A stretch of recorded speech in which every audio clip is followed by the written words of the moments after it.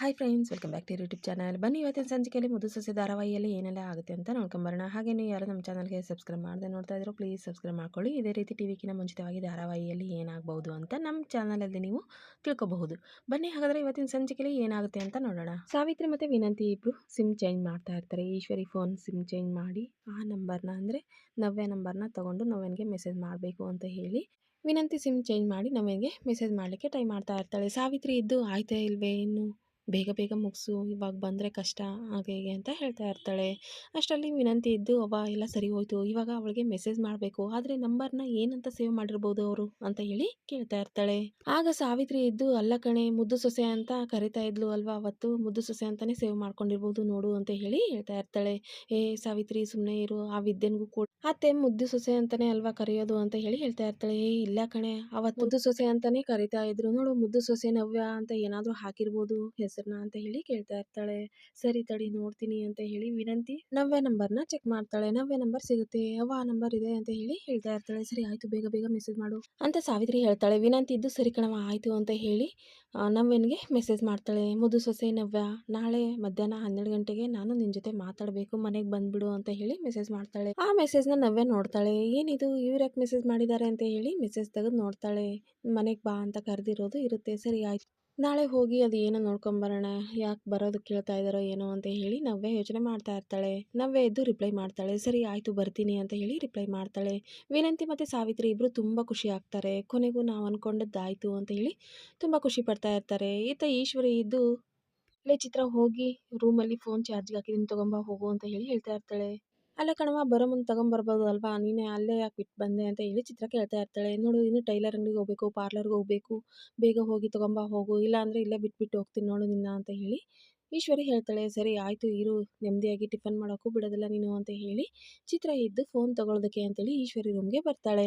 ಸಾವಿತ್ರಿ ಮತ್ತು ವಿನಂತಿ ಇಬ್ಬರು ಡೋರಿಂದ ನಿಂತ್ಕೊತಾರೆ. ಅಷ್ಟರಲ್ಲಿ ಚಿತ್ರ ಬರ್ತಾಳೆ. ಚಿತ್ರ ಬಂದ ತಕ್ಷಣ ಡೋರಿಂದ ಹಾಗೆ ಬಚ್ಚಿಕೊಂತಾರೆ. ಚಿತ್ರ ಫೋನ್ ತಗೊಂಡು ಹಾಗೆ ಹೋಗ್ತಾಳೆ. ಇತ್ತ ವಿನಂತಿ ಮತ್ತು ಸಾವಿತ್ರಿ ಮೊದಲಿಲ್ಲಿಂದ ಹೊರಡೋಣ ಬಾರೆ, ಏನಾದರೂ ಸಿಕ್ಕಾಕೊಂಡಿದ್ರೆ ಅಷ್ಟೇ ನಮ್ಮ ಕತೆ, ನಡಿ ಮೊದಲಿಲ್ಲಿಂದ ಹೊರಡೋಣ ಅಂತ ಹೇಳಿ ಸಾವಿತ್ರಿ ಮತ್ತು ವಿನಂತಿ ರೂಮಿಂದ ಆಚೆ ಬರ್ತಾರೆ. ಈತ ಭದ್ರ ಏನೋ ಯೋಚನೆ ಮಾಡ್ತಾ ಕೂತಿರ್ತಾನೆ. ಅಷ್ಟರಲ್ಲಿ ವಿದ್ಯೆ ನೋಡ್ತಾಳೆ. ಏನಾಯ್ತು ಗೌಡ್ರೆ, ಯಾಕೆ ಏನೋ ಯೋಚನೆ ಮಾಡ್ತಾ ಇರೋ ಹಾಗಿದೆ ಅಂತೇಳಿ ಕೇಳ್ತಾ ಇರ್ತಾಳೆ. ಏನೂ ಇಲ್ಲ ಅಂತ ಹೇಳಿ ಭದ್ರ ಹೇಳ್ತಾನೆ. ಸರಿ ಅಂತ ಹೇಳಿ ವಿದ್ಯೆ ಸುಮ್ಮನೆ ಕೂತ್ಕೊತಾಳೆ. ಭದ್ರ ಇದ್ದು ಉಗುರ್ನ ಕಚ್ತಾ ಇರ್ತಾನೆ. ಗೌಡ್ರೆ ಏನಾಯ್ತು, ಯಾಕೆ ಈ ರೀತಿ ಉಗುರ್ನ ಕಚ್ತಾ ಇದ್ದೀರಾ, ಹುಷಾರು ಆಮೇಲೆ ಬೆರಳನ್ನ ಕಳ್ಕೊಂಡ್ಬಿಟ್ಟಿದ್ದೀರಾ ಹಾಗೆ ಹೀಗೆ ಅಂತ ಹೇಳಿ ಹೇಳ್ತಾ ಇರ್ತಾಳೆ. ಅಯ್ಯೋ ಏನಿಲ್ಲ, ನೀ ಸುಮ್ಮನೆ ಇರು ಅಂತ ಹೇಳಿ ಭದ್ರ ಇದ್ದು ಮತ್ತೆ ಅದೇ ರೀತಿ ಉಗುರ್ನ ಕಚ್ತಾ ಇರ್ತಾನೆ. ಇದ್ದಕ್ಕಿದ್ದಾಗೆ ಭದ್ರ ಇದ್ದು ಗಾಯ ಮಾಡ್ಕೊತಾನೆ. ವಿದ್ಯೆ ಇದ್ದು ನಾನು ಹೇಳಿಲ್ವೇ ಅಂತ ಹೇಳಿ ವಿದ್ಯೆ ಹೇಳ್ತಾ ಇರ್ತಾಳೆ. ಆಗ ಭದ್ರ ಇದ್ದು ಅದೇನು ಬಾಯೋ ನಿಂದು, ನೀ ಏನು ಹೇಳ್ದೆಯೋ ಹಾಗೆ ಆಯಿತು ನೋಡು ಅಂತ ಹೇಳಿ ಭದ್ರ ಹೇಳ್ತಾ ಇರ್ತಾನೆ. ಸರಿ ಆಯಿತು ಇದೆಲ್ಲ ಬಿಡಿ, ಏನು ಯೋಚನೆ ಮಾಡ್ತಾ ಇದ್ದೀರಾ ಅಂತ ಹೇಳಿ ವಿದ್ಯೆ ಕೇಳ್ತಾಳೆ. ಆಗ ಭದ್ರ ಇದ್ದು ಅಪ್ಪನಿಗೆ ಹಾಗೆ ಮನೆಯವ್ರಿಗೆಲ್ರಿಗೂ ಮೋಸ ಮಾಡ್ತಾ ಇದ್ದಾನೆ ಅಲ್ವಾ ಸುಭಾಷ, ಅವ್ನು ಮಾಡ್ತಾ ಇರುವಂಥ ಮೋಸಕ್ಕೆ ಹಾಗೆ ಕಾಡಿಗೆ ಹೋಗಿ ಅವನೇ ಮದ್ದನ್ನು ತೊಗೊಂಬಂದಿದ್ದಾನೆ ಅಂತ ಹೇಳಿ ಮನೆಯವ್ರಿಗೆಲ್ರಿಗೂ ಸುಳ್ಳು ಹೇಳಿದ್ದಾನೆ ಅಲ್ವಾ, ಅದನ್ನೆಲ್ಲ ಹೆಂಗೆ ಕಂಡು ಹಿಡಿಯೋದು ಏನು ಅಂತ ಯೋಚನೆ ಮಾಡ್ತಾ ಇದ್ದೀನಿ, ಅದೇ ಒಂದು ದೊಡ್ಡ ಯೋಚನೆ ಆಗಿದೆ ಅಂತ ಹೇಳಿ ಭದ್ರ ಹೇಳ್ತಾ ಇರ್ತಾನೆ. ಆಗ ವಿದ್ಯೆ ಇದ್ದು ಗೌಡ್ರೆ ಸುಮ್ಮನೆ ಯಾಕೆ ತಲೆ ಕೆಡಿಸ್ಕೊಂತೀರಾ, ದೇವ್ರು ಇದ್ದಾನೆ ಅಲ್ವಾ, ದೇವ್ರೆಲ್ಲದನ್ನು ನೋಡ್ಕೊತಾನೆ, ನಮ್ಮ ಕೈಲಿ ಏನಾಗಲ್ವೋ ಅದನ್ನ ದೇವ್ರ ಮೇಲೆ ಹಾಕಿ ಕೈ ಬಿಡಬೇಕು ಅಷ್ಟೇ ಅಂತ ಹೇಳಿ ವಿದ್ಯೆ ಹೇಳ್ತಾ ಇರ್ತಾಳೆ. ಇಲ್ಲ, ಹೇಗಾದ್ರೂ ಪ್ರಯತ್ನ ಮಾಡಲೇಬೇಕು, ಆ ಸುಭಾಷನ್ ಮಾಡಿರುವಂಥ ತಪ್ಪನ್ನ ಕಂಡು ಹಿಡಿಲೇಬೇಕು, ಸಾಕ್ಷಿ ಸಮೇತ ಅವನ್ನ ಮನೆ ಮುಂದೆ ನಿಲ್ಲಿಸಬೇಕು, ಸಾಕ್ಷಿ ಇಲ್ದೇನೆ ನಾ ಏನಾದರೂ ಮಾತಾಡಿದೆ ಅಂತ ಹೇಳಿದ್ರೆ ಚಿತ್ರಾಕ್ಕ ಮತ್ತೆ ಈಶ್ವರಿ ಚಿಕ್ಕಮ್ಮ ಇಬ್ರು ಬಂದು ಏನಾದರೂ ಮತ್ತೆ ಹೇಳಿ ಅವನ ಪರವಾಗಿ ಮಾತಾಡ್ಬಿಡ್ತಾರೆ. ಹಾಗಾಗಿ ಸಾಕ್ಷಿ ಸಮೇತ ಅವನ್ನ ಎಲ್ಲರ ಮುಂದೆ ನಿಲ್ಲಿಸಬೇಕು ಅಂತ ಹೇಳಿ ಭದ್ರ ಹೇಳ್ತಾ ಇರ್ತಾನೆ. ಆಗ ವಿದ್ಯೆ ಎದ್ದು ಸರಿ ಆಯ್ತು ಗೌಡ್ರೆ, ನೋಡೋಣ ಇರಿ, ದೇವ್ರ ಮೇಲೆ ಭಾರ ಹಾಕೋಣ, ದೇವರು ಒಂದಲ್ಲ ಒಂದು ದಾರಿನ ತೋರಿಸ್ತಾನೆ. ಅವತ್ತು ಇದೇ ರೀತಿ ಅವರು ನಿಮ್ಮ ಮೇಲೆ ಅನುಮಾನ ಪಟ್ಟು ಮನೆಯವ್ರ ಮುಂದೆ ಬಂದು ನೀವು ತಪ್ಪು ಮಾಡಿದ್ದೀರಾ ಅಂತ ಹೇಳಿದ್ರು ಕೂಡ ನಾನು ನಂಬಿದ್ನಾ, ಇಲ್ಲ ತಾನೇ, ಆ ದೇವರೇ ತನ್ನ ಹತ್ರ ಕರೆಸ್ಕೊಂಡು ನಂದೇನು ತಪ್ಪಿಲ್ಲ ಅಂತ ಹೇಳಿ ಅವತ್ತು ಪ್ರೂವ್ ಆಯಿತು ಅಲ್ವಾ. ಅದೇ ರೀತಿ ನೋಡ್ತಾ ಇರಿ, ಇನ್ನು ಮುಂದೆ ಕೂಡ ಹಾಗೆ ಆಗುತ್ತೆ, ಅವ್ನು ಮಾಡಿರುವಂಥ ತಪ್ಪನ್ನ ಅವನೇ ಒಪ್ಕೋಬೇಕು, ಆ ರೀತಿ ಆಗುತ್ತೆ, ದೇವ್ರ ಮೇಲೆ ಭಾರ ಹಾಕಿ ಬಿಡೋಣ ಅಂತ ಹೇಳಿ ವಿದ್ಯೆ ಹೇಳ್ತಾಳೆ. ವಿದ್ಯೆ ಮತ್ತೆ ಭದ್ರ ಇಬ್ರು ಸುಭಾಷ್ ಬಗ್ಗೆ ಇಲ್ಲಿ ಮಾತಾಡ್ತಾ ಇರ್ತಾರೆ. ಇತ್ತ ವಿನಂತಿ ರೂಮಲ್ಲಿ ಕಾಯ್ತಾ ಇರ್ತಾಳೆ. ಸುಭಾಷ್ ಇನ್ನೂ ಬರಲಿಲ್ಲ, ಏನು ಈ ಕುರಿ ಇನ್ನೂ ಬರಲೇ ಇಲ್ವಲ್ಲ ಅಂತ ಹೇಳಿ ಕಾಯ್ತಾ ನಿಂತಿರ್ತಾಳೆ. ಅಷ್ಟರಲ್ಲಿ ಸುಭಾಷ್ ಬರ್ತಾನೆ. ಸುಭಾಷ್ ರೂಮಿಗೆ ಬಂದ ತಕ್ಷಣ ವಿನಂತಿ ಇದ್ದು ಮಾವ ಬಾ ಒಳಗೆ ಅಂತ ಹೇಳಿ ಕರೀತಾಳೆ. ಸುಭಾಷ್ ರೂಮಿಗೆ ಬಂದು ಸಾವಿತ್ರಿನ ಹುಡುಕಾಡ್ತಾ ಇರ್ತಾನೆ. ಅತ್ತೆ ಇಲ್ಲ ಅಲ್ವಾ ರೂಮಲ್ಲಿ ಅಂತ ಹೇಳಿ ಕೇಳ್ತಾ ಇರ್ತಾನೆ. ಅಯ್ಯೋ ಇಲ್ಲ ಮಾವ, ಅವ್ವ ಇದ್ರೆ ನಿನ್ನ ಬರೋ ಕೇಳ್ತಿದ್ನ ನಾನು, ಅವ್ವ ಇಲ್ಲ ಮನೇಲಿ, ಹಾಗಾಗಿ ನಿನಗೆ ಬರೋದಕ್ಕೆ ಹೇಳಿದ್ದು ಅಂತ ಹೇಳಿ ವಿನಂತಿ ಹೇಳ್ತಾಳೆ. ರೂಮ್ ಡೋರ್ನ ಕ್ಲೋಸ್ ಮಾಡಿ ವಿನಂತಿ ಸುಭಾಷ್ ಜೊತೆ ಮಾತಾಡ್ತಾ ಇರ್ತಾಳೆ. ಸುಭಾಷ್ ಇದ್ದು ಇಷ್ಟು ದಿನ ಮನೇಲೇ ಇಂಥ ಮುದ್ದಾದ ಹುಡುಗಿನ ಇಟ್ಕೊಂಡು ನಾನು ಸುಮ್ಮನೆ ಆಚೆ ಕಡೆ ಬೇರೆ ಬೇರೆ ನೋಡ್ತಾ ಇದ್ದೆ, ನಿಜ ಹೇಳ್ತಾ ಇದ್ದೀನಿ ವಿನಂತಿ, ನೀನು ತುಂಬ ಸುಂದರವಾಗಿದೀಯಾ ಹಾಗೆ ಹೀಗೆ ಅಂತ ಹೇಳಿ ವಿನಂತಿನ ಹೊಗಳ್ತಾ ಇರ್ತಾನೆ. ಇತ್ತ ಸಾವಿತ್ರಿ ಆಚೆ ಕಡೆ ಕೂತ್ಕೊಂಡು ಇವತ್ತು ನಾವು ಮಾಡ್ತಾ ಇರೋ ಪ್ಲಾನ್ ಏನಾದರೂ ವರ್ಕ್ ಆಯಿತು ಅಂತ ಹೇಳಿದ್ರೆ ಈಶ್ವರಿಯತೆ ನಿನ್ನ ಮಗನಿಗೆ ಮದುವೆ ಮಾಡಬೇಕು ಅಂತೇಳಿ ಕಾಯ್ತಾ ಇದ್ದೆ ಅಲ್ವಾ, ಎಲ್ಲದೂ ಹಾಳಾಗೋಗುತ್ತೆ ನೋಡ್ತಾ ಇರು ಅಂತ ಹೇಳಿ ಒಬ್ಬಳೇ ಕೂತ್ಕೊಂಡು ಯೋಚನೆ ಮಾಡ್ತಾ ಇರ್ತಾಳೆ. ಅಷ್ಟರಲ್ಲಿ ನವ್ಯ ಬರ್ತಾಳೆ. ಸಾವಿತ್ರಿ ಇದ್ದು ಏನವ್ವ ನವ್ಯ ಇಲ್ಲಿವರೆಗೂ ಬಂದ್ಬಿಟ್ಟಿದೀಯಾ ಅಂತ ಹೇಳಿ ಕೇಳ್ತಾ ಇರ್ತಾಳೆ. ಆಗ ನವ್ಯ ಇದ್ದು ಹೌದು ಆಂಟಿ, ಅತ್ತೆ ಏನೋ ಮಾತಾಡ್ಬೇಕು ಬಾ ಅಂತ ಹೇಳಿದ್ರು ಅದಕ್ಕೆ ಅಂತ ಹೇಳಿ ಹೇಳ್ತಾ ಇರ್ತಾಳೆ. ಓ ಹೌದಾ, ಸರಿ ಸರಿ ಆಯ್ತು ಕಣವ, ಹೋಗು ಮಾತಾಡ್ಕೊಂಬಾ ಅಂತ ಹೇಳಿ ಸಾವಿತ್ರಿ ಹೇಳ್ತಾಳೆ. ಅತ್ತೆ ರೂಮು ಯಾವ ಕಡೆ ಬರುತ್ತೆ ಅಂತ ಹೇಳಿ ನವ್ಯ ಕೇಳ್ತಾಳೆ. ಆಗ ಸಾವಿತ್ರಿ ಇದ್ದು ನೋಡು ಮೇಲ್ಗಡೆ ಹೋಗು, ಅಲ್ಲೇ ಎಡಗಡೆ ಇದೆ ಅಲ್ವಾ, ಅಲ್ಲೇ ಇರೋದು ಅತ್ತಿಗೆ ರೂಮು, ಹೋಗಿ ಚೆನ್ನಾಗಿ ಮಾತಾಡ್ಕೊಂಡು ಎಲ್ಲದನ್ನು ಅರ್ಥ ಮಾಡ್ಕೊಂಡು ಬಾ ಅಂತ ಹೇಳಿ ಹೇಳ್ತಾಳೆ. ಸರಿ ಆಂಟಿ ಥ್ಯಾಂಕ್ಸ್ ಅಂತ ಹೇಳಿ ನವ್ಯ ರೂಮ್ ಕಡೆ ಹೊರಡ್ತಾಳೆ. ಈತ ಸುಭಾಷ ಇದ್ದು ವಿನಂತಿ ಜೊತೆ ಮಾತಾಡ್ತಾ ಇರ್ತಾನೆ. ವಿನಂತಿ ಏನ್ ಗೊತ್ತಾ, ನೀನಂದ್ರೆ ನನಗೆ ತುಂಬಾ ಇಷ್ಟ, ನೀನು ತುಂಬ ಚೆನ್ನಾಗಿದೀಯಾ ನೋಡೋದಕ್ಕೆ. ಇಷ್ಟು ದಿನ ನೀನು ಮನೇಲಿ ಇದ್ರು ಕೂಡ ನಾನು ದೂರನೇ ಇಟ್ಟಿದ್ದೆ ನೋಡು, ನೀನಂದ್ರೆ ನನಗೆ ತುಂಬಾ ಇಷ್ಟ ವಿನಂತಿ ಹಾಗೆ ಹೀಗೆ ಅಂತೇಳಿ ಸುಭಾಷ್ ಮಾತಾಡ್ತಾ ಇರ್ತಾನೆ.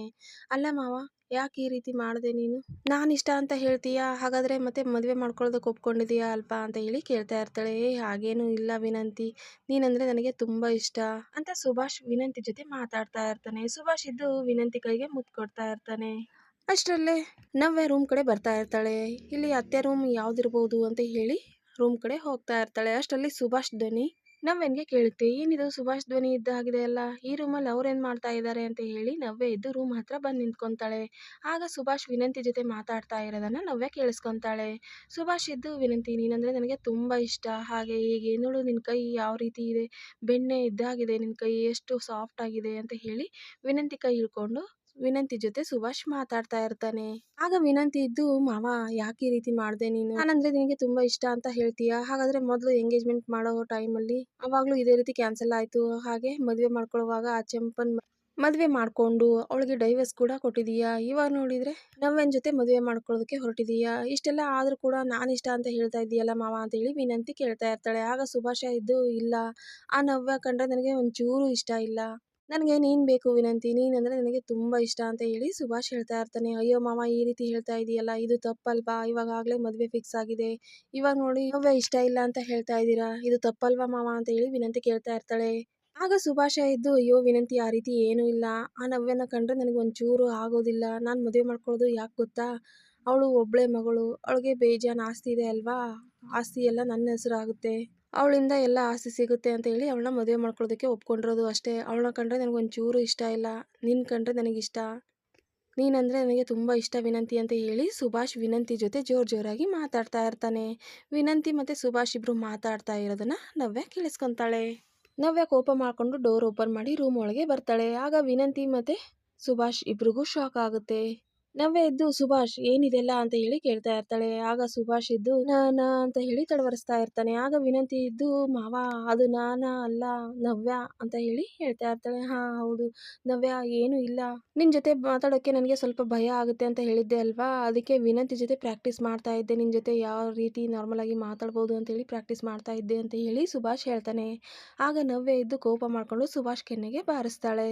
ಪ್ಲೀಸ್ ನವ್ಯ, ನನ್ನ ತಪ್ಪಾಗಿ ತಿಳ್ಕೊಬೇಡ, ನಾನು ಅಂಥವ್ನಲ್ಲ ಹಾಗೆ ಹೀಗೆ ಅಂತ ಸುಭಾಷ್ ಏನೇನೋ ಹೇಳಿಕ್ ಟ್ರೈ ಮಾಡ್ತಾನೆ. ನವ್ಯ ಇದ್ದು ಸುಭಾಷ್ ಮಾತನ್ನ ಕೇಳಿದೆ, ನೀನು ಇಂಥವನು ಅಂತ ಗೊತ್ತಿರಲಿಲ್ಲ ಕಣೋ, ನೋಡು ನಿನ್ನ ಏನು ಮಾಡ್ತೀನಿ ಅಂತ, ನಿನ್ನ ಮಾತ್ರ ನಾನು ಸುಮ್ಮನೆ ಬಿಡೋದಿಲ್ಲ, ನೀನು ಏನು ದೊಡ್ಡ ಹೀರೋ ಅನ್ಕೊಂಡ್ಬಿಟ್ಟಿದೀಯಾ, ನಿನ್ನ ಮಾತ್ರ ಸುಮ್ಮನೆ ಬಿಡೋದಿಲ್ಲ ನೋಡು ಅಂತ ಹೇಳಿ ನವ್ಯ ಇದ್ದು ಮತ್ತೆ ಸುಭಾಷ್ ಕೆನ್ನೆಗೆ ಮತ್ತೊಂದ್ಸಲ ಬಾರಿಸಿ ರೂಮಿಂದ ಆಚೆ ಕೋಪ ಮಾಡ್ಕೊಂಡು ಹೋಗ್ತಾಳೆ. ಆಗ ಸುಭಾಷ ಎದ್ದು ನಿಂತ್ಕೊಂಡು ಯೋಚನೆ ಮಾಡ್ತಾ ಇರ್ತಾನೆ. ಆಗ ನವ್ಯ ಎದ್ದು ಮಾವ ಹೋಗು ಹೋಗು ಸಮಾಧಾನ ಮಾಡೋಗು ಅಂತ ಹೇಳಿ ಹೇಳ್ತಾಳೆ.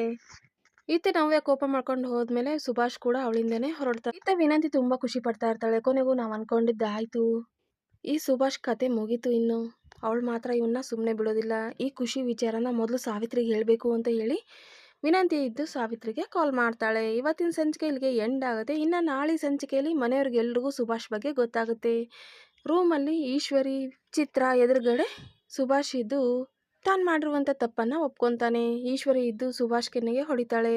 ನಿನ್ನಂಥವನ್ನ ಮಗ ಅಂತ ಹೇಳ್ಕೊಳ್ಳೋದಕ್ಕೆ ನಾಚಿಕೆ ಆಗುತ್ತೆ ಕಣ ನನಗೆ, ನಿನ್ನ ಜೀವನ ಸರಿ ಮಾಡಬೇಕು ಅಂತ ನಾನು ಇಷ್ಟೆಲ್ಲ ಕಷ್ಟಪಡ್ತಾ ಇದ್ದೀನಿ, ಆದರೆ ನೀನು ಮತ್ತೆ ಅದೇ ತಪ್ಪನ್ನೇ ಮಾಡ್ತಾ ಅದೇ ರೀತಿ ಆಡ್ತಾ ಈ ಥರ ಹಾಳು ಮಾಡ್ಕೊಂಡು ಬಂದು ನಿಂತ್ಕೊಂತೀಯ.